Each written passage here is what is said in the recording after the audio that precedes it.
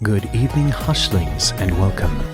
Also, the SS Californian was another ship, and it was owned by Morgan. And it was a large passenger ship that was ultimately blamed for the loss of life on the Titanic. It behaved rather oddly around the time of the Titanic's voyage.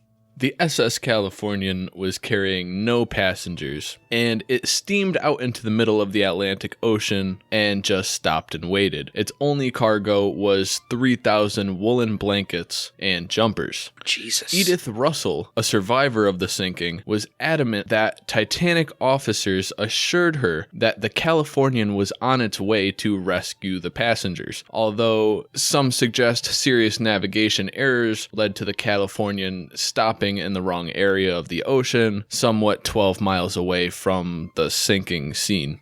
Why would you have something just kind of tail? Massive passenger boat with nothing but 3,000 woolen blankets. And that's the thing. You got blankies. You know if you're going to sink a ship, it's going to be in cold water. You're in the North Atlantic. Yeah. Is it possible that the Californian was previously intended to rescue the victims of the insurance scam plot? And with the rescue mission failing, 1,500 people died. It's one of the worst maritime disasters in modern history. It's got to be the worst, man. 1,500 people is a lot of people. It's up there, definitely. Absolutely. That's interesting. Not to mention the boat itself was owned by the dude who called out sick and told his boys not to come to school the next day. That's like the icing on the cake, you know?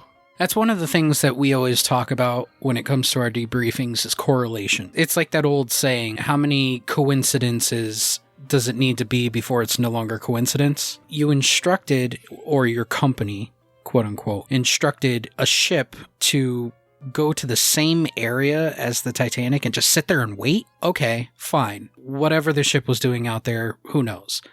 But then you have 3,000 blankets and these little floaty devices when how many people were on board of the Titanic? 2,200? Yeah, 2,200.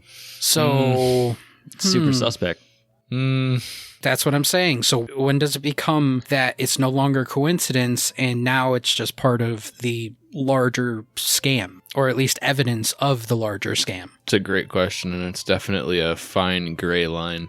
It's not a white star line.